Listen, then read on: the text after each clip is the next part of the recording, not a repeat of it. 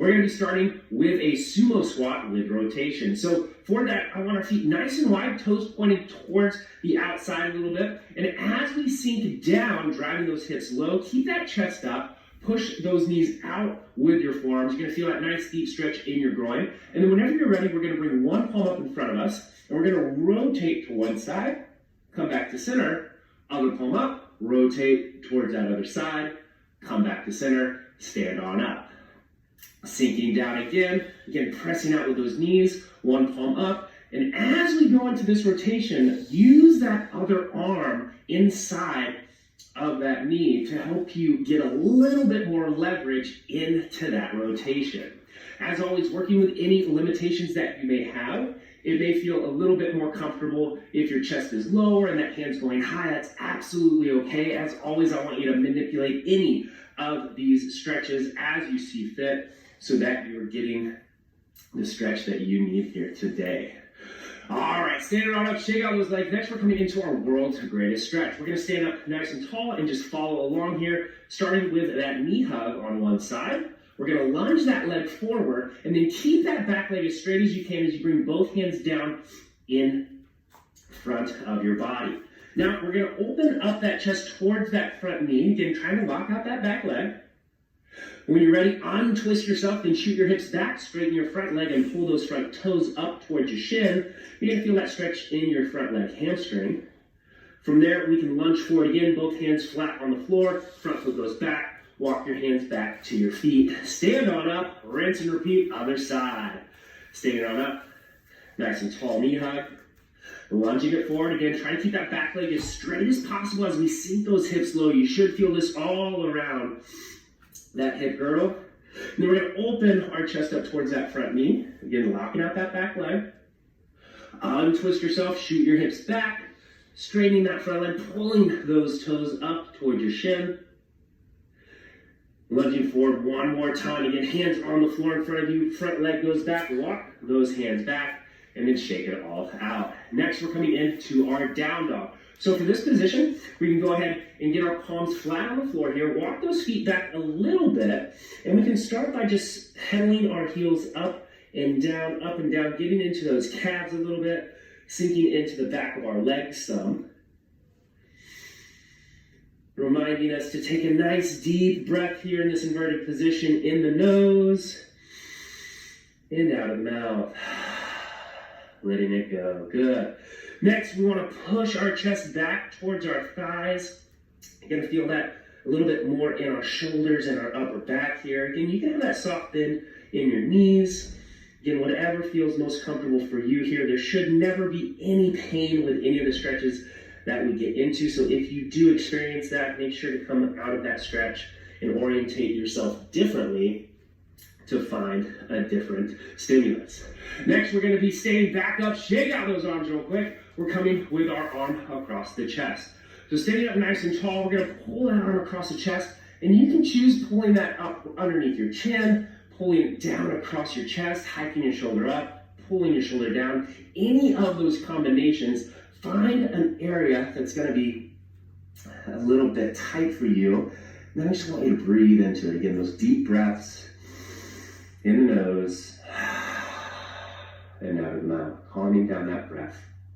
Very good. Shake it out. Come on over to the other side. And you may find that a different position can give you a better stretch on this side. A lot of times we have asymmetries throughout our body. One side is not completely identical to the other. So don't be worried if you find something that's a little bit different. Find that when I pull this shoulder down and a little bit lower, I get a nice deep stretch versus the other side. When I pull higher, I tend to get a better stretch. Now we can go ahead and shift that into our arm coming behind our head. Here we're focusing on our triceps, so the back of our arm here. So if you don't have the mobility to get your elbow behind your head, that's absolutely fine. As always, we're trying to work the adaptation, not the exercise itself, not the stretch itself, right? So we understand that we're getting in the back of the arm, so find that stretch, and then shake that side out. Come on over to that other side. Again, if you can't get that elbow behind your head, perfect. If you can't, that's awesome too. Again, just focusing on finding that stretch. Taking some deep breaths in and out. Very good. All right, shake all that out. Next, we're coming down to the floor into our cat-cow. So join me in a quadruped position. We're going to start with our hands underneath our shoulders, knees underneath our hips. We're going to take a big inhale in the nose as we gaze up and drop our belly to the floor. And then exhale, arch your back to the ceiling, push the floor away with your hands, tuck your tailbone under, and tuck your chin to your collarbone. Full exhale, get all that air out. And then when you're ready, we take another inhale in as we gaze up and drop the belly to the floor. Now, I encourage you to keep going at your own pace here. And by that, I want you to try to match up your movement with your breath. If you're able to breathe very, very slowly and controlled, that means your movement is going to be nice and slow as well. If you're breathing a bit quicker, your movement's going to be a bit quicker.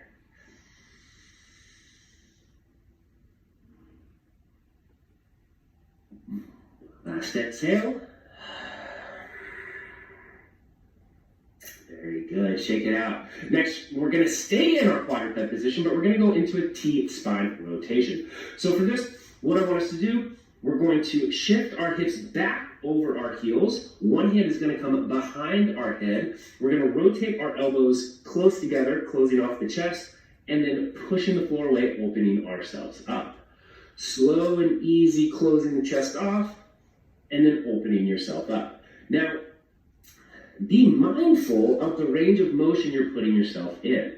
We want to keep our spine nice and long. So think about being a rotisserie chicken here. That spit is a metal spit. You can't bend it. So just like your spine, you're only rotating around it rather than trying to push and bend and see the ceiling there, right? So just that rotation.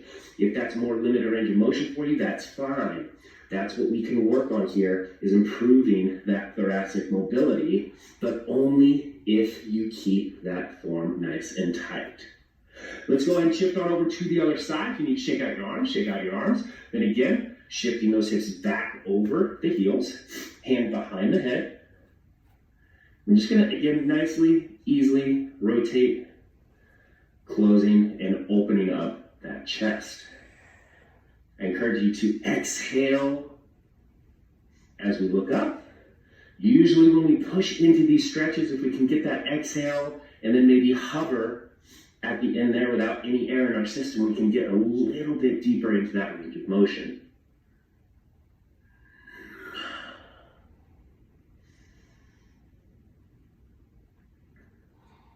Last couple of seconds.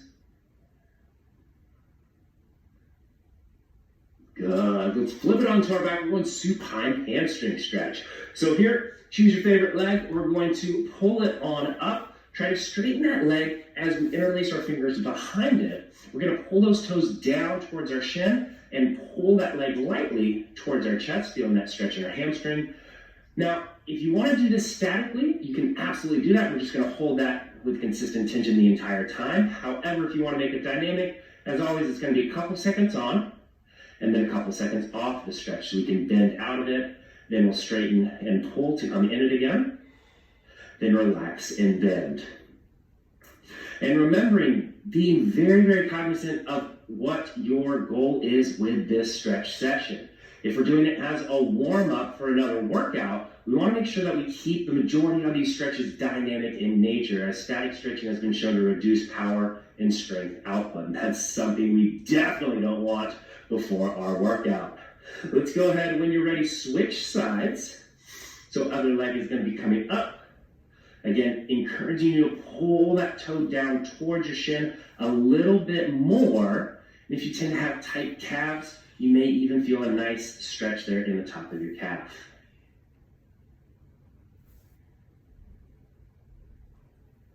And matching up your breath with the movement, especially if you're making this dynamic in nature. So we exhale as we pull into the stretch. Inhale as we come out.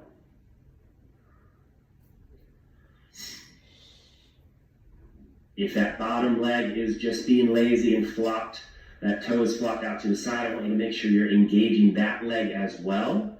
Both feet should be pulling up towards the shin. Let's keep it nice and active here for the final few seconds. Very good. All right. Just roll on over to your side now. We're going to go with a sideline quad stretch. So that bottom leg stays nice and long. That top leg is the one we're going to be working on. Grab the laces of your shoe there. We're going to pull that heel back towards our butt. We're going to keep the knees close together. So if you find your knees way up here, let's tuck that bad boy on in. We're going to focus again as you pull that heel towards the butt. You're pushing that hip forward as well. The more you push that hip forward, the more you're going to feel that quad stretch. And again, your choice. Dynamic, you're going to go a couple seconds, push, push, push, push, push, and then hinge your hips back, relaxing that, and it's going to take you out of the stretch. And then we can push into that stretch again and come out of it. Nice and easy, on and off, on and off.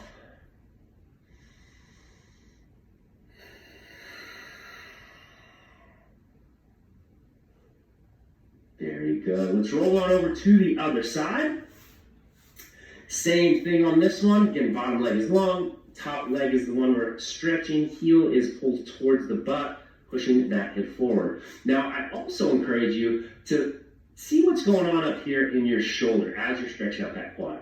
If you're just hanging out, that shoulder is popping up towards your ear, you're probably going to have a lot of tension in that neck area. So we can actively train our serratus here, our obliques at the same time to get us in that proper position. So push that rib cage up away from the floor. Get as much space in between your shoulder and your ear as you can.